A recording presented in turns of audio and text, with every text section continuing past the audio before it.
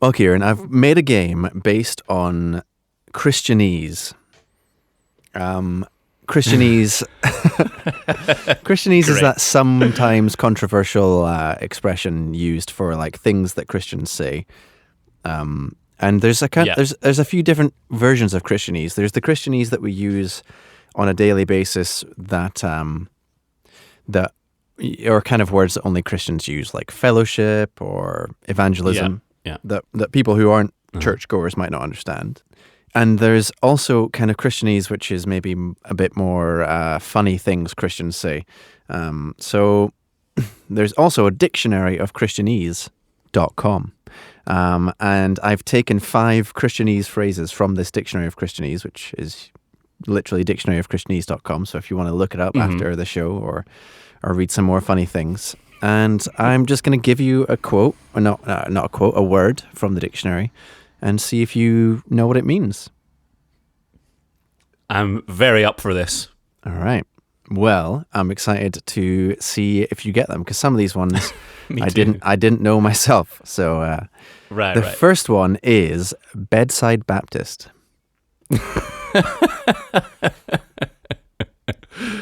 Is that someone who really fervently prays for you when you're not well, but maybe they go a little bit over the top? Or they sort of get really Pentecostal when somebody's ill, but they're otherwise maybe a bit more reserved. I like that. See, and that's something that I might have guessed. The other word that is under this definition is also St. Mattress. St. Mattress. Apparently, bedside Baptist and St. Mattress are expressions used for if you sleep in for church and miss church. And someone says, "Oh, I didn't see you at church this morning. I was at St. Mattress." Which I quite like. It's I good. love that. That is excellent. I'm going to use that. Yeah. Oh, I was visiting Bedside Baptist Church. Yeah. St. Mattress. It's good. Okay, so you were a bit too serious with that one. That one was a bit sillier. Here's one that I'd never heard of, but I think would have been useful in when we were both youth workers together, and that is purpling. Purpling. Purpling.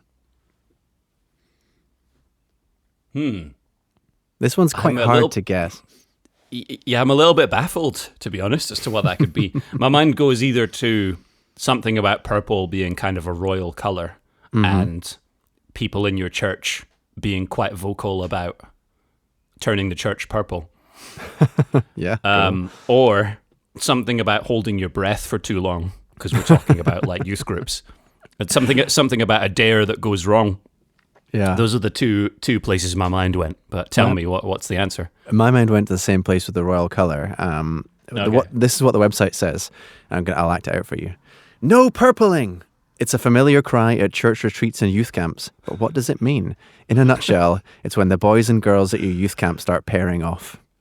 So that blue plus red equals purple. The boys are blue, right. The girls are red. Okay, of course they are. So yeah.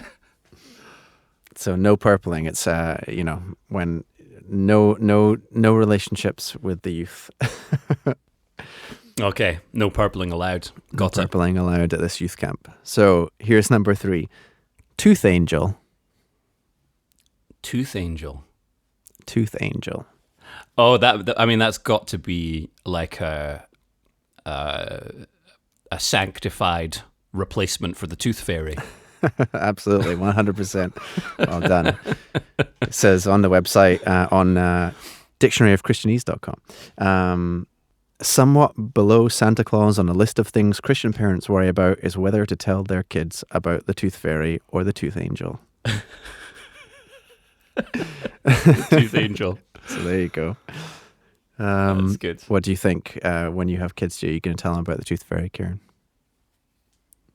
Well, there's something or about will the it be tooth the tooth angel I angel? quite like. Maybe good. I'll go with how would you like? Well, I mean, I suppose Santa Claus is already a saint, But how would you Christianize him further in the minds of your children? The gift angel? Yeah, it's a difficult one, isn't it? Yeah. You ready for Maybe number Santa 4? Claus is better. Yeah, go for it. Number 4 is braggamony. Braggamony. That's an interesting portmanteau. I'm wondering what the other word is that's been mashed in there.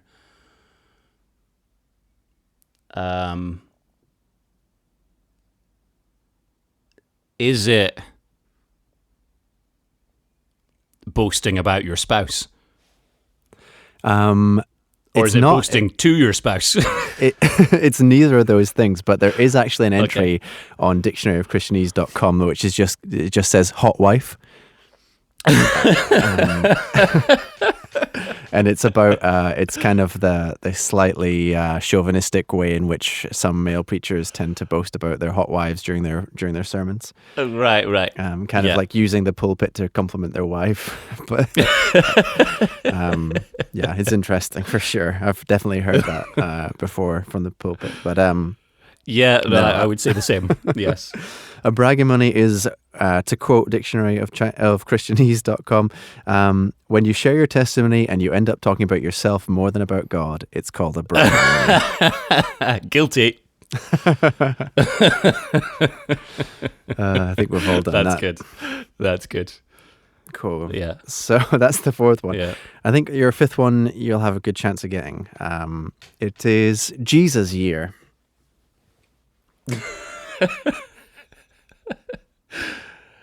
I'm gonna guess that is like some kind of retreat. Yeah. Like a year out sense. for God. Well, or like a lost, like some people, who perhaps have maybe gone off the rails a bit, might have like a lost year where they can't remember much of what happened. This is like that, but you're going all in for God instead. Yeah, I could see that. That's not really what it means. It's actually, quite simply, when you're 33 years old. Ah, okay. Yeah, people call it your Jesus year because it's time to begin your ministry. Well, potentially end your ministry. Yeah, well, it might be a short one.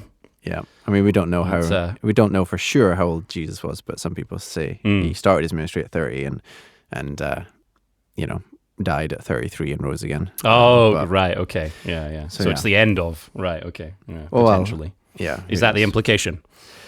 The implication is simply that it's when you're 33, we're that's about it, really. Okay. I'm overthinking it once again. Absolutely. Well done, Cieran. You got 1 out of 5. But the important thing is that we had fun. So yeah, absolutely. Thanks for keeping track of the score. I'd forgotten we were even playing a quiz. You know me. Legalistic as always. Mate, I thoroughly enjoyed that. Thanks. You're very welcome.